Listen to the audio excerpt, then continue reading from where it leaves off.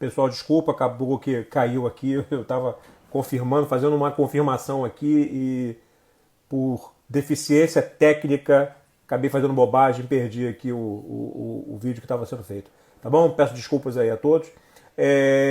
Acabei, como eu falei, né? Acabou de sair de uma live lá do meu canal que eu mantenho com o meu querido Marcos Dias, do Papo Trabalhista, caminhando para cá agora no CBPJU, de onde eu e o meu querido Marcos tem muito prazer de fazer parte aí do grupo de professores, né? Além do nosso querido Leandro Antunes, dentre outros, para debater um assunto interessante. Um beijo também. Fico feliz de estar recebendo aqui vocês. Pessoal, para quem tiver interesse em indicar para outras pessoas para acompanhar, basta colocar esse aviãozinho aqui que fica logo no canto direito aqui. Se você apertar nesse aviãozinho aqui, vai aparecer um monte de pessoas. Se você achar que é importante tratar desse assunto, que as pessoas que fazem parte da sua rede social de advogados queiram participar, possam ter interesse em participar, manda para eles. Pode ser algo importante, sim, para o pessoal estar acompanhando. Tá bem? Eu vou chamar agora aqui já o nosso querido amigo Marcos Dias. Hoje a gente está num local diferente do que a gente vem fazendo ultimamente. Já chamei o Marcos. Desde já um beijo a todos. Marquinho! Fala aí, Fabiano. Tudo bem, cara? Nem te vi hoje, né? Imagina, né? É overdose. É isso aí, querido. Como é que tá? Poxa, tudo bem? Como é que foram Fez as audiência? audiências? Poxa, terrível, rapaz. Olha, Terrível, tenho medo. olha, eu vi uma live hoje de tarde com o ministro, que foi uma live muito boa, não sei se alguém que está aqui nos assistindo viu, com o ministro Luiz Felipe, Sim. que acho, não sei se é vice-presidente, nem sei qual é o cargo dele atual. Não né? sei o que o ministro Luiz Felipe faz hoje, não. Foi lá no Instagram e ele falou uma coisa que eu já vi assim, sabe quando você está sentindo uma coisa, mas você não está percebendo aquela coisa? Eu saía das audiências, às vezes, meio cansado, cara, isso é engraçado, né? Eu fazia um planejamento, não, vou fazer audiência, depois eu vou fazer esse despacho, depois... Quando eu terminava minhas audiências, eu saía assim, cansado, não, vou fazer isso não, vou ver Globo News, né? E saía para... Engraçado isso, Fabiano, que eu estou te contando, é porque ele falou que parece, assim, ele pegou dados científicos dizendo que a audiência telepresencial, ela cansa mais, porque ela puxa mais uma parte do cérebro lá que ele disse, agora realmente como eu sou completamente apedeuta nessas coisas, eu não tenho a mínima noção. E aí ele colocou lá dizendo que você sai mais cansado, e realmente, Fabiano, sabe quantas audiências eu fiz? Eu fiz 4 audiências, mas... Foi muita discussão de acordo, de pactuar acordo, se pode repactuar, se não pode repactuar. E aquela coisa, né? Fala um, fala o outro, fala um, fala o outro. E, rapaz, eu saí cansado da audiência. Eu confesso a você que eu saí assim, ufa, terminou a audiência, a gente gravou o Papo Trabalhista lá pro YouTube, né? E eu, depois de tarde, falei, cara, eu tô cansado. E eu, no fim, eu fiz audiência, mas a audiência a gente faz com tanta facilidade, né? Já sai ali para outras coisas. E você ainda não fez audiência, eu sei que você não fez, mas depois você tenta ver. É uma experiência interessante, sai cansado mesmo, você se cansa mais.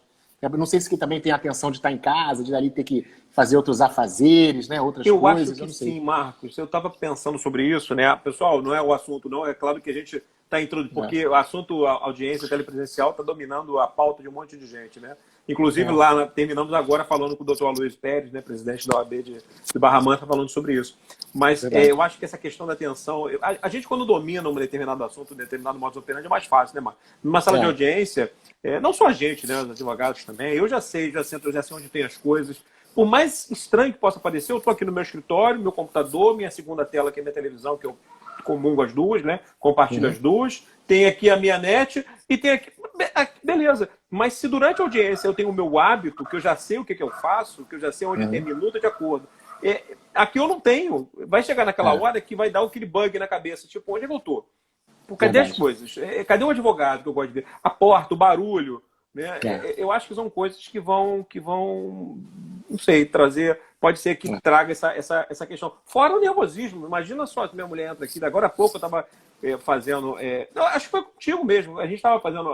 Quando a gente estava gravando o Papo Trabalhista para o YouTube, já, né, aqui não é o espaço, né, mas a gente gravou essa semana sobre audiência telepresencial, né, com o nosso querido amigo Boninho. A minha filha entrou aqui na sala, aqui no escritório, e eu assim, eu não sabia, ela ficou muito tempo, eu não sabia se eu olhava, se eu não olhava. Olha que tensão que a gente traz para a nossa vida, né? É complicado. É uma coisa que nós vamos ter que trabalhar, enfim. Não é o nosso assunto, mas é uma coisa que me chamou a atenção, né? Eu pensei que era só eu, porque eu saí assim, a gente sai, você faz 5, 6 audiências, você fica assim exausto depois, é impressionante. É uma exaustão mental, não é uma exaustão física, não. É um cansaço né, que você fala, caramba, né? Que você tem que gerir aquela sala de audiências e o embate não deixa de acontecer. Claro que você tem sempre advogados mais educados, advogados mais, né, corteses, tem cortesia, outros não, que já tem uma história no processo e levam aquela história para uma audiência telepresencial. E é interessante, Fabiano, é uma coisa muito interessante. É uma experiência que eu recomendo, assim, vale a pena passar. Claro que é uma questão de adaptação, mas eu particularmente tenho gasto numa audiência de conciliação 30 minutos. Na audiência de conciliação tem acordo, não tem, papá, né? Então elas acabam durando mais, acabam se dando um desgaste maior, né? É isso aí. Bom, não é esse o papo, não. Aqui a gente vai falar sobre uma outra questão, né? E aí, para o pessoal que está acompanhando a gente, né? A gente sabe que tem outras pessoas que estão aqui, de repente, não conhecem o espaço do CBPJ, né? Talvez estejam acompanhando porque seja da minha rede social, seja da rede social do Marcos, seja da rede social do Papo Trabalhista, mas a gente está aqui no CBPJ, que é uma plataforma, o CBPJ é um centro de estudo, né? Que tem vários cursos, eu e Marcos com o Leandro, a gente tem um curso específico sobre alcançando, né, Marcos, todas essas alterações normativas que foram feitas recentemente. E num bate-papo com o pessoal da direção do curso, a gente estendeu, quer dizer, esse bate-papo aqui dessa live, são 3 lives que vão ser feitas. Na verdade, são 4, né? Já adiantando para o pessoal. A primeira hoje minha com o Marcos, tem uma minha com o Leandro, uma do Marcos com o Leandro e depois uma minha especial que a gente depois divulga com mais detalhes. Mas isso aqui é um complemento, para falar a verdade, é uma extensão do projeto desse curso que foi lançado. Né? Só para explicar para o pessoal, né? Nós gravamos, já divididos entre nós 3, cada um gravou 4 horas. Quem me conhece sabe que eu não consigo falar em 4 horas. Eu gastei 5 horas e 50 minutos gravando. O Marcos também tem um problema parecido com o meu, né, Marcos? A gente fala bastante, né? E aí, então a gente prometeu 12 horas de curso, bateu quase, sei lá, 14, 15 horas. Mas pouco importa. O que importa é que o material está bem. A gente acredita que a gente entregou um material interessante. E o objetivo aqui é exatamente conversar com vocês sobre alguns aspectos que todo mundo debate nas lives e talvez a gente não deu o carinho mais apropriado. Né, Marcos? Nesse caso hoje, eu e Marcos, nós dois somos 2 entusiastas do tema, que é a aplicação da perspectiva civil, né, Marcos? Dentro do direito do trabalho. Não nem entusiasta, para falar a verdade. Acho que nós nos obrigamos a ser entusiastas, né, Marcos? Sim. Eu acho que a gente, com as decisões do Supremo Tribunal Federal, né, e o que se avizinha na conversão das MPs em lei, né, e a gente está esperando com uma certa expectativa para ver se vai haver a perenização daquelas medidas, né? Quando eu falo perenização, quero dizer se elas vão se tornar não só para além do período de exceção, né? A gente já viu alguns deputados, algumas conversas de bastidores. A MP 927, por exemplo, já tem relator, né? Que é um lá de Santa Catarina, esqueci o nome do deputado. A MP 936 também já tem relator, que é o deputado Orlando Silva, né? Do PCdoB. E eles estão conversando muito para saber que elas vão ter que converter em lei, né? E já começa uma certa discussão em bastidores para a gente saber se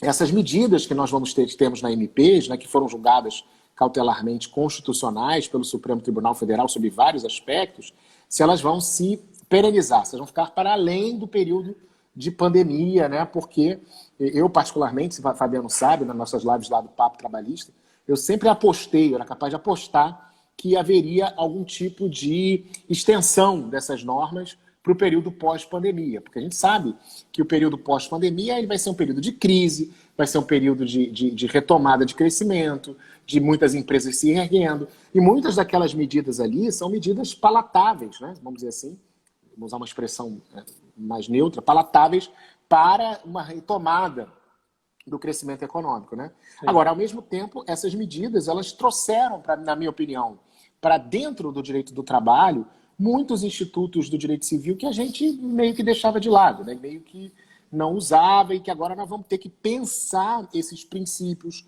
esses conceitos jurídicos indeterminados, abertos, que o Código Civil traz, O Código Civil de 2002 é pródigo, né, em conceitos jurídicos abertos, que a gente pouco utiliza no direito do trabalho, porque a gente sempre falou no princípio da proteção, no princípio da primazia da realidade, no nosso contexto axiológico próprio trabalhista, né, numa hermenêutica tipicamente trabalhista.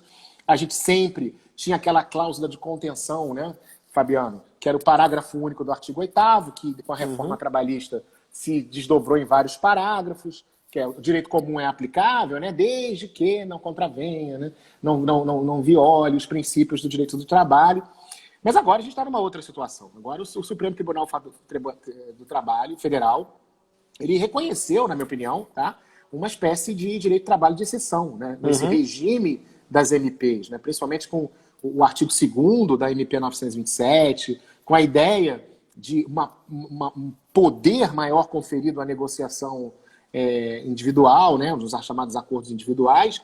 E se o acordo individual, né, se a gente vai dar tanta força assim, a essa autonomia da vontade, né, você assistiu comigo aquele curso lá na Enamat, com o professor Fred Dier, defendendo, né, uma autonomia negocial reflexiva, né, que possa ser aplicada em algumas situações, né? Ele usou até o termo de uma autonomia da vontade que possa ter níveis, né? Que possa ter progressiva, né? Progressiva, né? Que é muito interessante pensar nisso. Mas tudo bem, se vamos fazer isso, então vamos trazer também o pacote completo do Código Civil. Né? Vamos trazer então tudo do Código Civil. Então vamos trazer o pacote completo. Lembrando que o direito civil se avançou muito na proteção da personalidade do trabalhador, da pessoa, não do trabalhador, mas do contratante, né? Muito na questão da proteção daqueles que estão envolvidos num negócio jurídico. E a gente hoje nós vamos ter que voltar para isso. E os advogados que nos acompanham, a gente tem incentivado isso, né, Fabiano? Ó, vamos voltar para o direito civil, vamos ler. Não é que a gente vai abandonar. Vou contar uma fofoca. Posso contar uma fofoca de bastidores nossa? Deve Quando contar. a gente estava desenhando o curso, pessoal, esse curso que está lançado no site, eu confesso que primeira vez que eu e o Marcos e Leandro conversamos sobre o assunto, Marcos e Leandro foram um pouco resistentes, mas Leandro, não sei se o Marcos vai lembrar, mas Fabiano, vai ficar uma parte um pouco mais teórica, o pessoal quer uma parte mais prática da MP, você lembra disso, Marcos? Lembro. E na sequência, porque não tinha decisão ainda do Supremo sobre a matéria. E é interessante, porque quem me conhece, sabe que eu sou um defensor desses institutos. Eu acho que a gente tem que... Eu parto da premissa que o advogado trabalhista tem que saber, direito do trabalho é básico, assim, é a alfabetização. A diferença se faz nessas nuances, nesses institutos que são satélites, né, ao redor do direito do trabalho. E aí eu fui um pouco mais assim, gente, olha com carinho isso, vamos fazer, não vamos. Aí veio a decisão. Rapidinho a gente mudou de ideia e falou, não, isso é importante agora, vamos tocar o barco nisso. Porque, como o Chico acabou de colocar aqui, inclusive, como o Marco colocou, o Código Civil, o Código Civil, eu vou até, Chico, mudar um pouco, não vou nem falar Código Civil, eu vou falar o direito civil, como a gente conhece, nos 200 anos, ele saiu de uma lógica libertária, né, de um direito de primeira dimensão, para um direito, eu tenho até dúvida se ele não é um direito hoje, se ele não está inserido no de segunda dimensão. Eu me pego pensando nisso, que seriam os direitos sociais, né? Não, com certeza. Eu acho que a academia, no direito civil, né, com nomes como o ministro Luiz Edson Fachin, o professor Gustavo Tepedinho, a gente pode ficar falando de vários professores e vários, o professor Flávio Tartucci, o direito civil caminhou muito para uma constitucionalização ferrenha dos seus institutos, né? E com a incorporação ao direito civil desses institutos, principalmente de princípios, de cânones constitucionais. E a gente vê o direito civil avançando, como o Chico falou, numa humanização, entre aspas, né, que o direito do trabalho voltou para uma lógica mais economicista, né, mais, claro, de preservação de emprego. Ninguém está dizendo que isso não é necessário, isso é importante, fazer esse sopesamento, né, Fabiano? A gente sabe disso. Exato. Mas a lógica do direito civil hoje é uma lógica que, ao que parece... Olha, eu vou dizer para vocês, quanto mais eu estudo e tenho analisado, né, e eu voltei muito para estudar a teoria do direito civil de uma maneira mais detalhada, com a lupa, né? A gente tem visto coisas que, nossa, se eu colocar numa sentença trabalhista, o que a gente tem visto em certos doutrinadores, o pessoal, peraí, que negócio é esse, né? Na proteção da pessoa, né? Na proteção do contratante em si. Isso eu acho que é muito interessante. A gente pega, por exemplo, a MP 927, né? Ela pensou o comodato, né?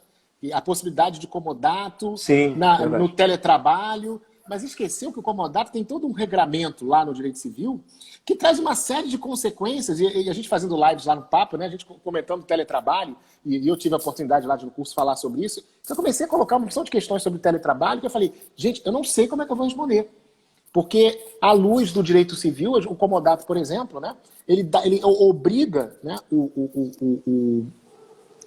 aquele que recebe os bens do comodatário, né, a zelar, em primeiro lugar, pela guarda dos equipamentos e dos bens do contratante, aquele que cede, né, livremente, gratuitamente, os equipamentos. Quer dizer, então, o trabalhador que está na casa dele com o equipamento da empresa, ele vai agarrar o equipamento da empresa, né? Se tiver uma enchente, por exemplo, e deixar perder tudo, porque senão ele vai responder por isso. Quer dizer, será que isso aí compatibiliza ou não compatibiliza? Tá, eu estou pensando, Fabiano, um tópico apenas para mostrar que o direito civil agora, antes, a gente já falava em diálogo de fontes, a gente já falava sobre essas questões, mas agora a questão do direito civil ela se torna uma questão central, né? E eu diria até paradigmática para novas decisões e para novas questões que vão ser trazidas à luz, né? Da pandemia, né? À luz das MPs, a teoria do negócio jurídico, a teoria dos vícios do negócio jurídico, essas questões todas. Exato. Que a gente muitas vezes, né? Não que a gente não estudasse, né, Fabiano? Mas a gente passava um pouco ao largo, né? Uma coisa meio episódica. Agora não, é algo central, já que o acordo individual ele vai ter toda a sua força reconhecida pela Corte Suprema do país. Né? E é interessante, Marco, você colocou no comodato, o Marcos foi um dos primeiros. Eu ouso dizer, pelo menos que eu tenho ouvido, foi o primeiro a falar sobre a questão do comodato especificamente, sobre os reflexos da previsão da MP 927, mas esquecendo das consequências estabelecidas pelo Código Civil.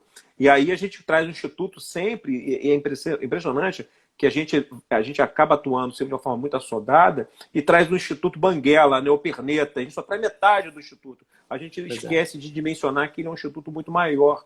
E aí eu vou trazer um exemplo, e esse exemplo eu até trato na parte que me coube do curso, né, que é sobre a parte do direito civil, que fica comigo as primeiras 4 horas, sobre a questão das consequências lá da MP 936 quanto à notificação dos sindicatos.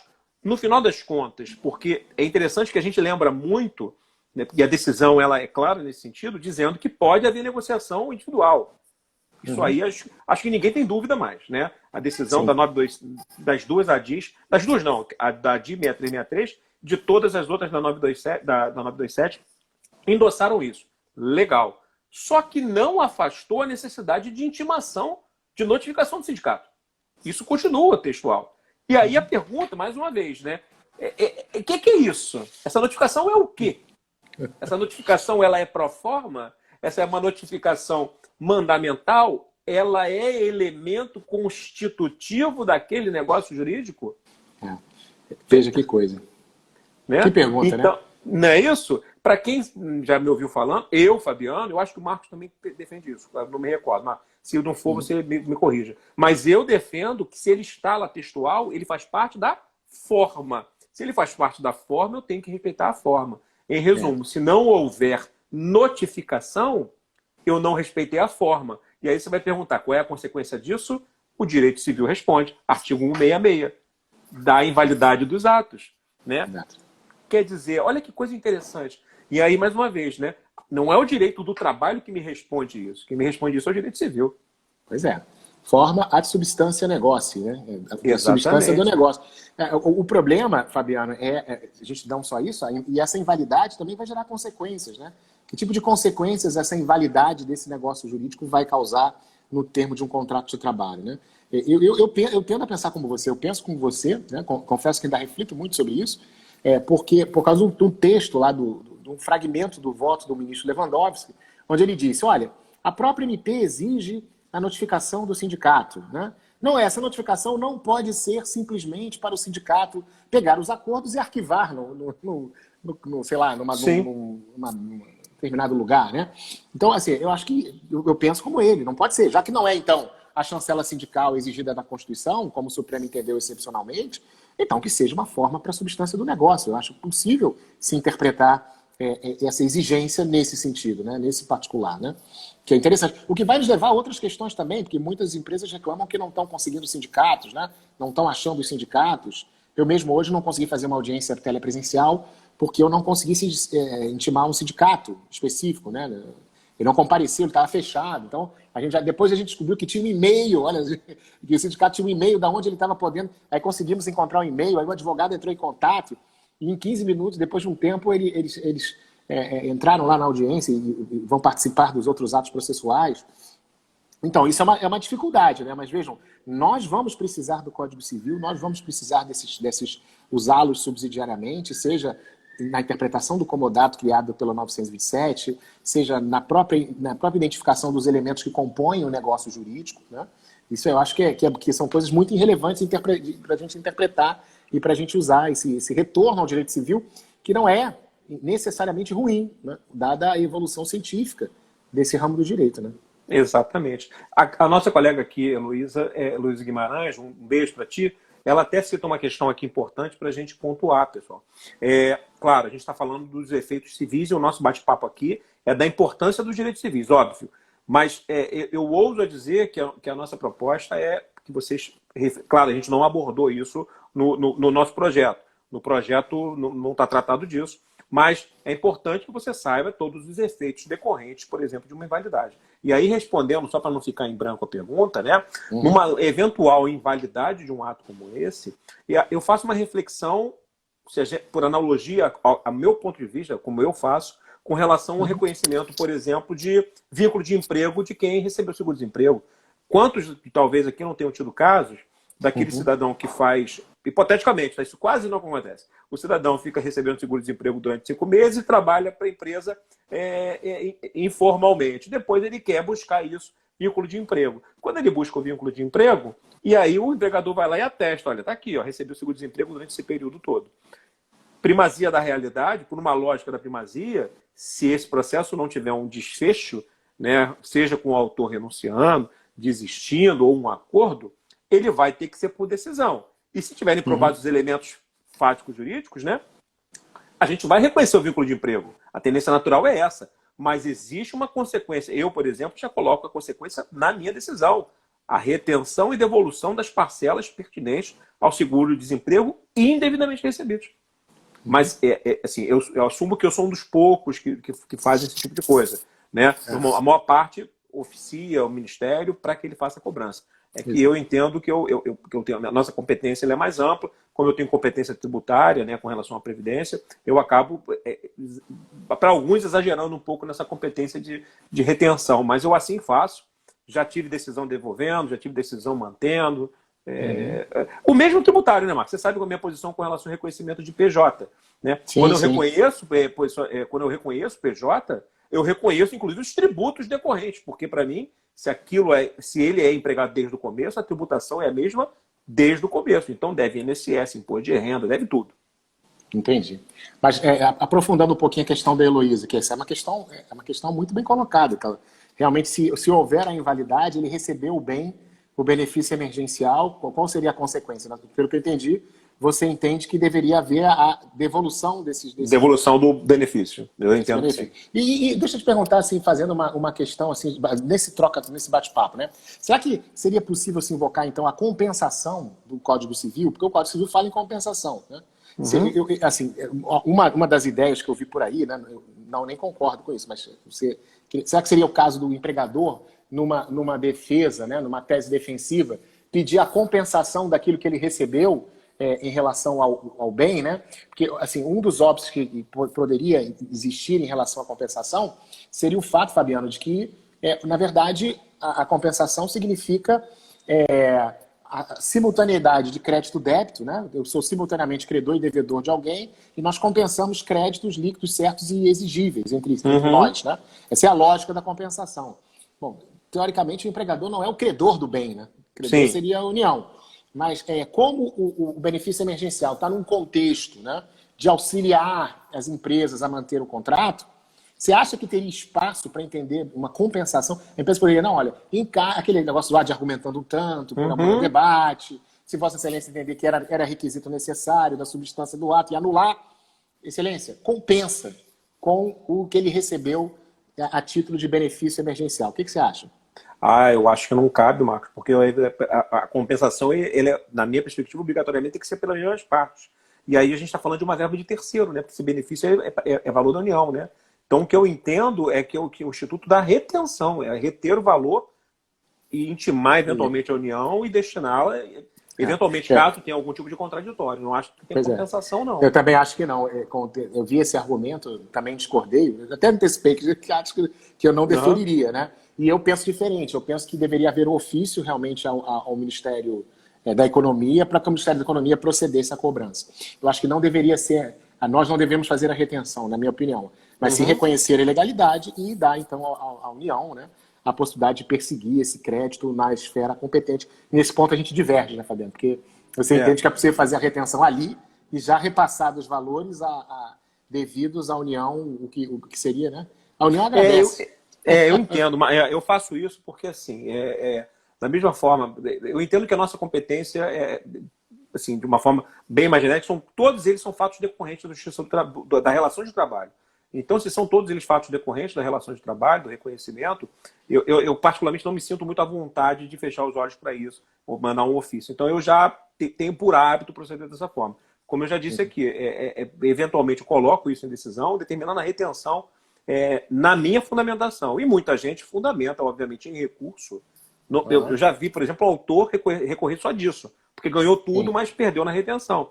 Ele tem interesse recursal? Claro que tem, óbvio que tem, porque isso traz um prejuízo a ele naquele processo. Mas, e já vi o tribunal manter, já vi o tribunal reverter, já vi as duas questões. Quando reverte, eu oficio, obviamente, porque eu tenho, dever periférico, né, nosso decorrente, oficiar. Deixa eu só defender a minha tese, não é que a gente... que eu não sei o que... Tem o Gago aqui conosco, tem o Chico Montenegro, né? Desembargador Alexandre Teixeira entrou conosco. Também estava aqui o diretor de comunicação da OAB, doutor Marcos Vinícius. Eu não sei o que vocês entendem. Estão todos aí. Mas, Fabiano, o que eu penso, assim, só para defender a minha tese, né, especificamente, eu penso que a competência decorrente, que é exatamente o que nós estamos falando, nessa questão da retenção, ela precisaria ser expressa. Então, a gente tem competência decorrente lá no inciso 8º do artigo 114, que é o INSS. Nós temos competência decorrente no caso do imposto de renda, aquela lei de 88, 7.000, não me lembro qual é o número da lei, que está citada lá na súmula 368 do TST. E são competências decorrentes que nós temos realmente. O imposto de renda eu vou reter, a contribuição previdenciária eu vou reter. Por quê? Porque a competência decorrente ela precisa estar expressa, diferente da competência que tem origem na relação de emprego, que é o inciso 1º do 114. Sim. Então eu entendo que, por exemplo, eu não tenho competência, infelizmente, eu não tenho competência decorrente para isso, mas eu, evidentemente, como juiz, eu posso ter olhado uma situação ilícita, ilegal, e aí eu oficiaria para que a autoridade competente procedesse, né, à judicialização dessa questão, que não seria nossa, na minha opinião. Então, é só para fundamentar por que eu entendo que essa competência deveria ser uma competência expressa na lei, né? Se houvesse essa competência expressa, a mesma coisa do seguro-desemprego. Eu também penso que é possível se analisar se houve o vínculo ou não, mas evidentemente que eu vou oficiar a todo mundo, né?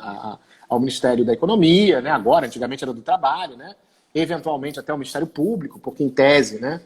Para receber o seguro-desemprego você não pode estar recebendo nenhum tipo de renda, né? É um requisito para receber, né? Então, enfim, até para que hajam repercussões extra-trabalhistas, né? Eu oficio todo mundo, mas eu não acho que a gente tenha essa competência. Só por isso que eu entendo que, embora eu reconheça que, do ponto de vista para a União, né, seria muito melhor que nós já fizéssemos a retenção e já repassássemos esses valores. Para falar a verdade, não repasso automático, não. Normalmente eu faço a retenção e oficio a Secretaria Especial de Trabalho e Previdência do Ministério da Economia, porque ela passa a ter interessada naquela questão. O Gago colocou uma coisa aqui importante, que de fato, não tem a menor dúvida, Gago, ela elastece aquele processo, pode elastecer aquele processo. Isso é verdade. Mas pode assim, é porque eu não consigo enxergar, quem me conhece sabe que eu não consigo enxergar a jurisdição de uma forma fragmentada. Eu não consigo enxergar, eu sou juiz de trabalho, tenho juiz estadual, federal, juiz de futebol, tem um monte de coisa. Eu não consigo enxergar dessa forma. Eu entendo que a competência ela deveria se exaurir dentro de um único órgão, porque é mais racional. Você sabe o que eu penso sobre esse assunto, né, Marcos? Eu acho que não faz sentido, por exemplo, na minha perspectiva, eu estar aqui debatendo direito do trabalho, o cara está buscando INSS na justiça estadual, alguma coisa na federal, isso para mim não faz sentido. Eu acho que 20 anos de iniciativa privada contaminaram meu cérebro para isso. Então, eu não consigo entender, acho isso oligofrênico. Então, como eu acho isso oligofrênico, eu faço a retenção, mantenho retido e notifico a União para fazer parte como terceiro interessado naquele processo. Engraçado, você me lembrou a célebre definição do Canottilho sobre competência, né? A competência é a jurisdição organizada. Ele fala exatamente isso. Organizada tecnicamente para ser efetiva, né? Racionalmente. Competência é a jurisdição racionalmente organizada, né? Questão de método, uma questão de você organizar. Realmente, a gente às vezes pensa, né? E pensa nisso, mas, enfim, é uma questão só mesmo pontual de competência. E eu acho isso, inclusive o Supremo, acho que deixou claro, ao julgar definitivamente, há 2 semanas atrás, a questão da competência penal do seu trabalho, né? Sim. Que durante anos nós ficamos, né, no fio de uma cautelar, né? E finalmente o Supremo, né, decidiu aquela ação direta de constitucionalidade, dizendo que a gente não tem competência penal. Né?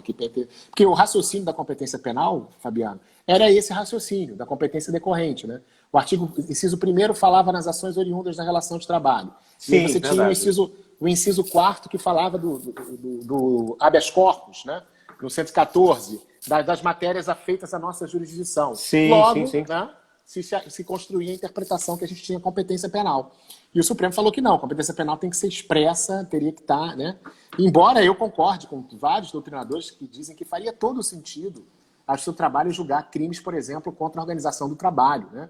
Ou crimes contra a organização contra a administração da justiça do trabalho, né?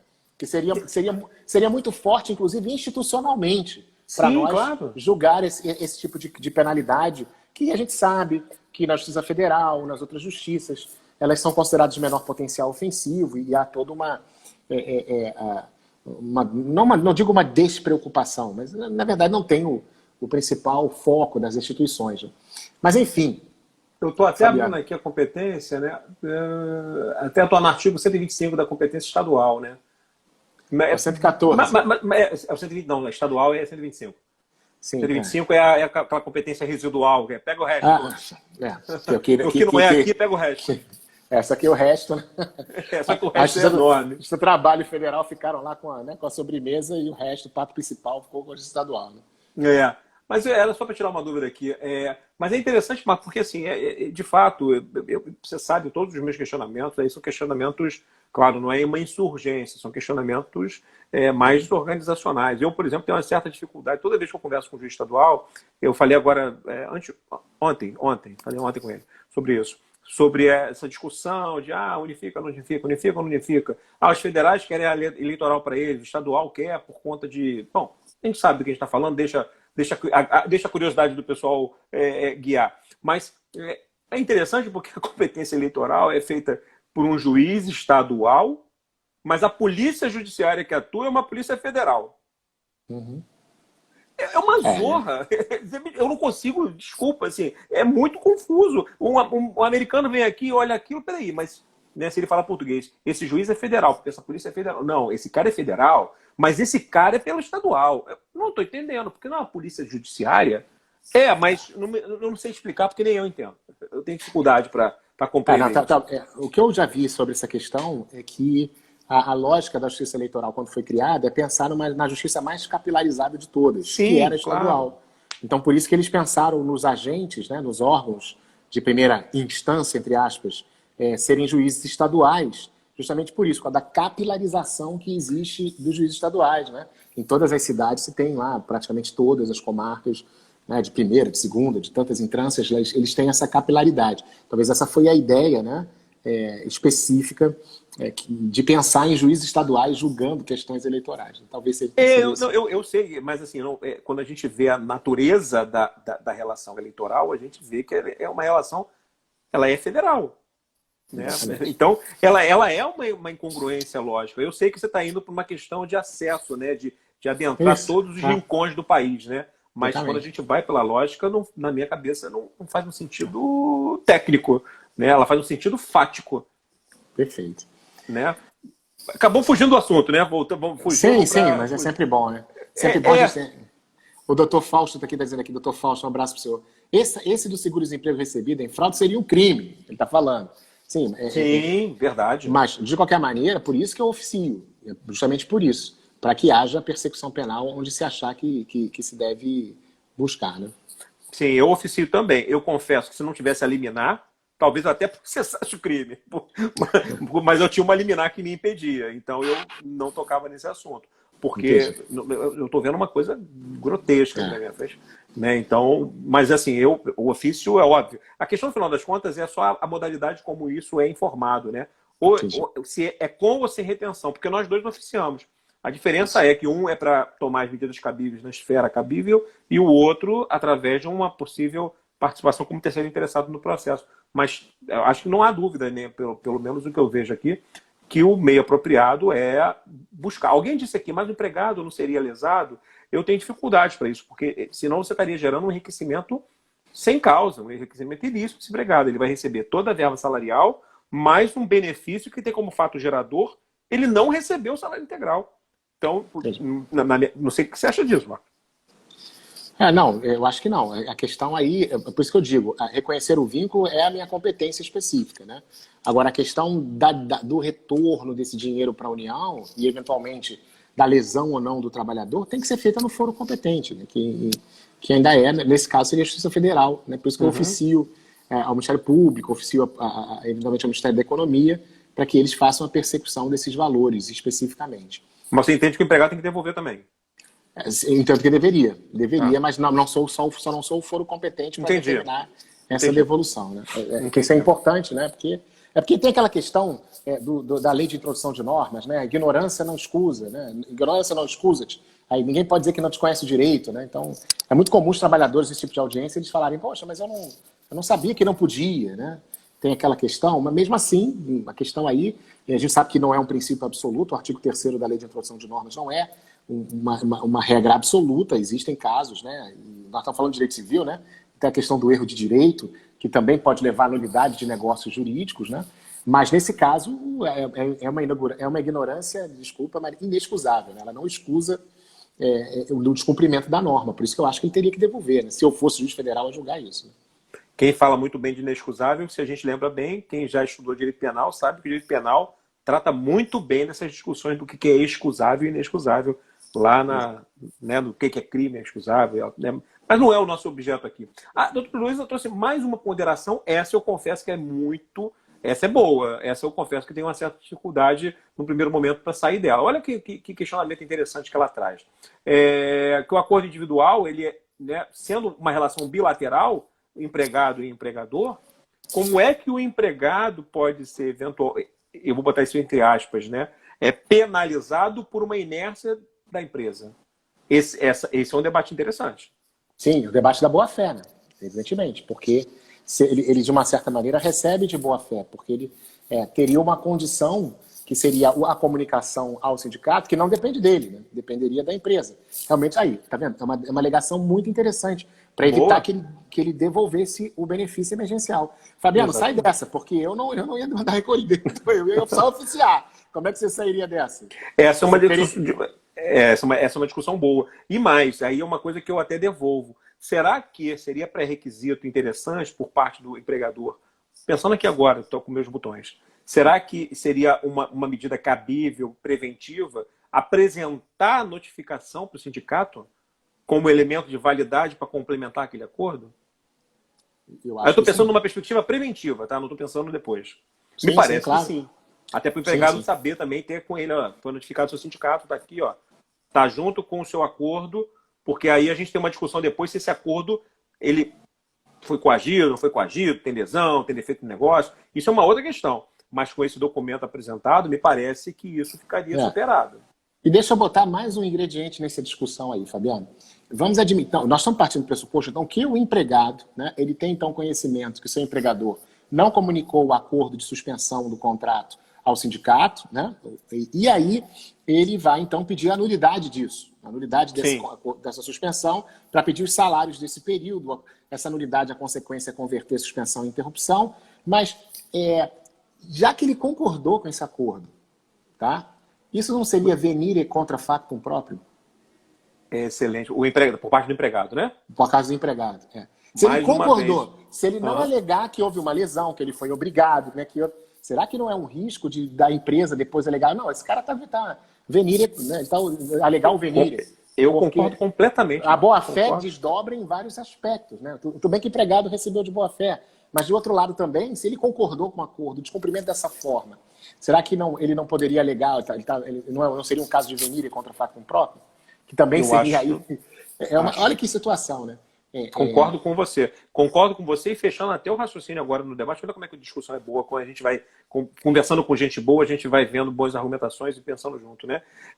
Me parece assim, em um empregado não sabendo, e foi o empregador que deu causa, me parece que a retenção aí, fazendo uma escusa da minha parte, já que a gente falou de escusa, talvez fosse uma situação de não haver retenção. A discussão que a gente tem para a esfera, na esfera federal, é se eu posso ou não admitir recebimento de boa-fé para dinheiro público, né? E aí a gente tem decisões do Supremo que tratam desse assunto, do STJ da mesma forma, né? Mas seria uma esfera federal. Eu confesso que um recebimento de boa-fé na minha parte, eu tenderia a não fazer a retenção. E agora, com relação... E olha como é que é importante a fundamentação trazida na petição inicial, Marco. Porque se você não indicar que é um vício de negócio, se você indicar que você assinou de boa-fé aquilo, só que o empregador não entregou, não fez a notificação, me parece que a gente... Aí são duas questões diferentes. Ponto 1, eu estou alegando a nulidade porque não entregou, é um vício de forma, né? Em virtude, né, não me apresentou o documento. Aí eu acho que teria, eventualmente, essa discussão de um venire contra factum próprio, porque se você está assinando, endossando aquele acordo, né? É interessante o debate, são bons pontos de vista. São bons pontos de vista que nós vamos ter que cair para o direito civil para poder decidir isso aqui, né? Porque vai ser uma questão que vai ser colocada, fatalmente as empresas vão vir suscitando essa questão. Olha, mas poxa, você concordou com o acordo, né? O fato de eu não ter cumprido essa forma. Você não só concordou com o acordo, como você recebeu o benefício emergencial, né? E agora, por conta dessa formalidade, né? Para quem não acha que é uma formalidade essencial, eu estou vendo aqui o Dr. Gago, né, dizendo, olha, na prática o sindicato não pode, a princípio, se contrapor ao acordo, não teria consequências essa não comunicação do sindicato. Ele acha que essa obrigação caiu no vazio, né? Segundo ela, é uma obrigação, vamos dizer assim, decorativa, vamos usar assim na MP. Tem muita gente que sustenta isso. É só uma operação, mas assim... Agora a gente sabe, como diria o grande Carlos Maximiliano, que a lei não contém palavras inúteis, né? Exato. Então, para que tem essa notificação, então, na lei? Qual é a lógica dela? Né? Tanto que a gente... Não, só endossando, Marcos, se fosse nesse sentido, o Supremo, talvez, nessa decisão que deu sobre constitucionalidade, tivesse afastado o texto. Teria feito uma interpretação conforme com redução de texto. Pois é. Então, assim, algum tipo de consequência jurídica deve ter essa falta de declaração, né?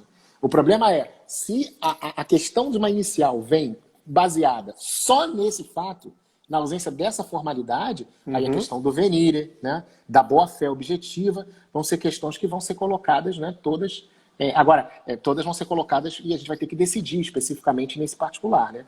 Eu acho Exatamente. Então, assim, eu acho que seria o venire, eles deixariam, inclusive, seria importante para evitar a questão de não ressarcir, né, a União, né? Eu acho que a União poderia cobrar nesse caso, né?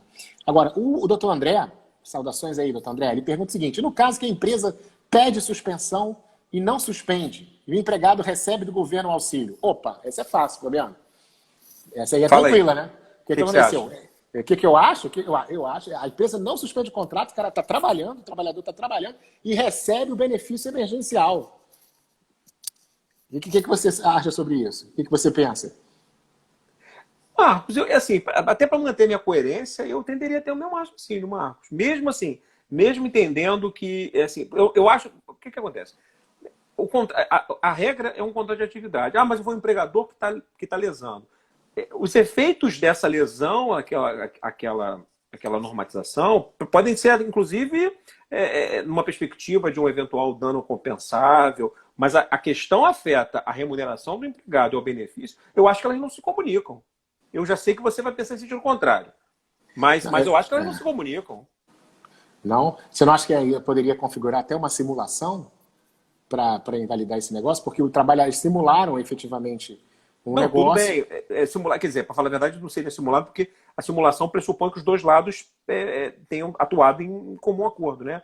Nesse caso, o empregado foi obrigado a trabalhar, né? Aí você tem uma... Foi obrigado, mas pelo que eu entendi, ele recebeu o salário e a empresa falou, olha, vai lá e recebe o bem e eu te coloco. Se ele não receber salário, é diferente, né? E não tem simulação, concordo. Mas vamos dizer que ele receba o salário. Ele recebeu o salário? Eu acho que foi isso que ele perguntou, não sei. Não entendi, porque se ele recebeu o salário, mas o benefício, não, aí é complicado, né? Aí não, aí... Eu acho que seria a simulação. Agora, se eventualmente a empresa deixa trabalhando e ficticiamente suspende o contrato, até comunica, mas ele está trabalhando e só recebendo bem, né, o benefício emergencial, aí realmente o contrato é um ato absolutamente nulo, né? Inclusive lesando uma coletividade, né? Que é toda. Nós temos um problema muito sério, né? Com a possibilidade do Ministério Público, se uma empresa fizer isso, até pedir danos morais coletivos. Né? Exatamente.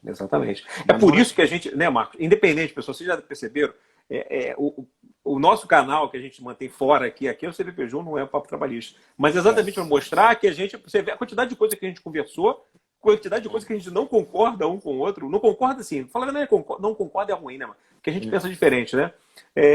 Mas que nasce da conversa, né? Que nasce da forma de pensar diferente e faz a gente refletir com vocês. No final das contas, o que a gente quer? Assim, isso é uma coisa que a gente está brigando mesmo, brigando no sentido bom. É mostrar para todos vocês, né, seja juiz, advogado, né, mas quando a gente pensou no curso, no projeto que a gente montou, claro que a gente pensou em atender a advocacia, não é magistratura, a gente não vai ser demagogo de falar isso aqui agora, né, Marcos? A gente até vai ter um curso dentro da escola judicial, mas é com outro foco, que não tem nada a ver com isso. Mas demonstrar para todos vocês a importância de refletir esses institutos que nós, no dia a dia, somos carentes. A gente não estuda. Vamos ser sinceros. Eu vou pegar aqui agora, por exemplo, um livro aqui, vou fazer aqui uma propaganda do 0800, mas ele merece, que é o nosso querido colega Rodolfo, né? O Rodolfo Pamplona, Contratos em Espécie, né? O livro dele, que é um livro ótimo, é um livro relativamente fino, né? É um livro que tem excelente conteúdo de contratos, né? Mas de teoria do negócio jurídico não tem aqui, não sei porquê. Mas é importante porque tem aqui também, olha só, isso aqui, o Direito das Coisas, do Flávio Tartucci, o Marco já citou, são coisas que me parecem que vocês vão ter que se debruçar. Fabiano, vou ter que ler isso tudo? Eu acho que vão. Eu acho que vão. Numa rápida conversa, a gente já viu milhares de problemas que vão ser colocados perante os juízes do trabalho no contexto pós-pandemia, né? Porque muitos contratos, estão falando de milhões de contratos suspensos, milhões de adesão, o teletrabalho, a questão do teletrabalho, muitas empresas descobriram o teletrabalho, né? Eu falo até pela minha vara, por exemplo, nós que fizemos teletrabalho lá, a produtividade aumentou das pessoas, assim, os meus servidores mostraram uma maturidade muito grande no teletrabalho, e com todas as consequências que a gente tem do teletrabalho, né? Que a gente está acompanhando. Ou seja, Fabiano, a gente tem uma série de questões que o direito de trabalho tradicional ele não vai dar todas as respostas. E é isso que a gente está querendo conversar aqui. Nessa ideia de diálogo de fontes, né? E vejam só que coisa interessante. Há 2 anos atrás, um dos artigos mais criticados, 3 anos atrás, 2 anos e meio, um dos artigos mais criticados na reforma trabalhista foi a mudança do artigo 8º, né? Porque o artigo 8º, parágrafo único anterior, ele dizia que o direito comum, né, não falava nem direito civil, né, mas ele dizia que o direito comum era a fonte subsidiária, né, do direito do trabalho, naquilo em que ele não fosse incompatível, né, com os princípios fundamentais do direito do trabalho. Né? E aí veio a reforma trabalhista, ela inseriu um parágrafo primeiro, só que dizia o seguinte: o direito comum será fonte subsidiária do direito do trabalho. Ponto. Né? E aí houve uma discussão, até um estranhamento no início, né, dos doutrinadores, que eles falam, mas então eu posso trazer o direito civil sempre, até quando ele for contrário aos princípios, é isso que está dizendo o parágrafo primeiro, né? E aí se assentou aquela visão do Maurício Godinho Delgado, né, professora Wólia Bonfim, então eles, não, continua a mesma situação, né? O direito do trabalho ele tem uma primazia, né, sobre o direito civil, o direito comum, que vai ser aplicado, mas pelo filtro também da compatibilidade principiológica, ainda que não mais expresso no parágrafo primeiro, né? Vejam, agora com o contexto da pandemia, esse parágrafo primeiro ficou cada vez mais atual, né? Exatamente. Cada vez mais atual. Então agora a gente tem uma liberdade até maior, vamos dizer assim, para trazer o direito civil. Por quê? Porque se a gente pegar o direito do trabalho de tempos normais, o direito do trabalho que nós conhecemos, o bom e velho direito do trabalho, pouco fala sobre a questão do acordo individual, né? Pouco. A gente tinha o artigo 444, a gente tinha a questão do 468, da inatoriabilidade contratual em impégios, né? E aplicando, hoje nós vamos ter um caminho muito maior para aplicar subsidiariamente o Código Civil, né?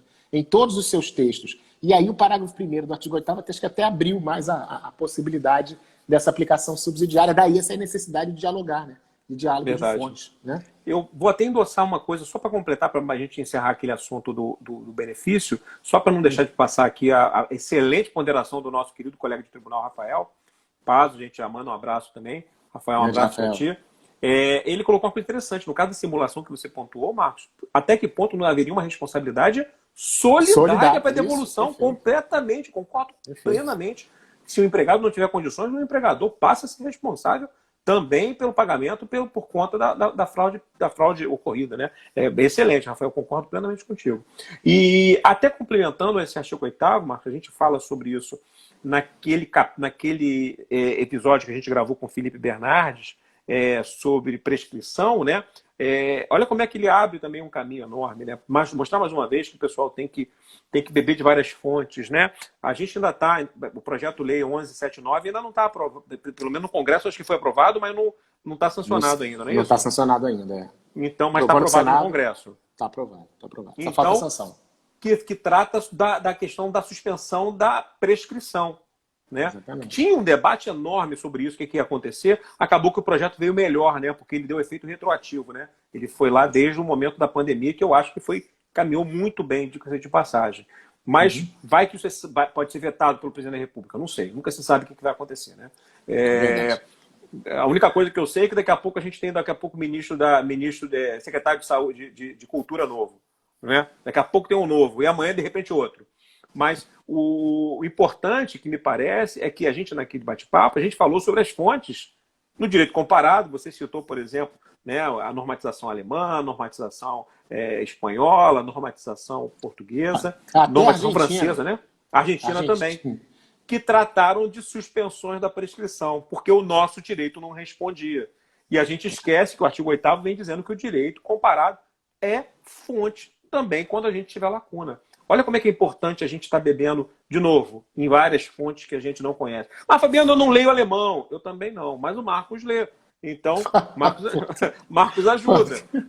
Eu não leio francês, mas o Marcos lê, o Marcos ajuda. Eu leio mais ou menos o espanhol. Italiano também eu dou uma namorada, mas francês... Ô, Fabiano, assim você me quebra. O pessoal vai achar que eu sou poliglota. Mas é mesmo. Não é bem assim, não é bem assim, não é bem assim. A gente se vira. Mas aquilo foi porque eu fui estudar aqueles diplomas para a gente ver se havia uma previsão, né? Porque, como o Felipe Bernardes colocou muito bem, né? É muito comum os civilistas falarem que tempos como nós estamos vivendo são tempos de suspensão de interrupção. Sim.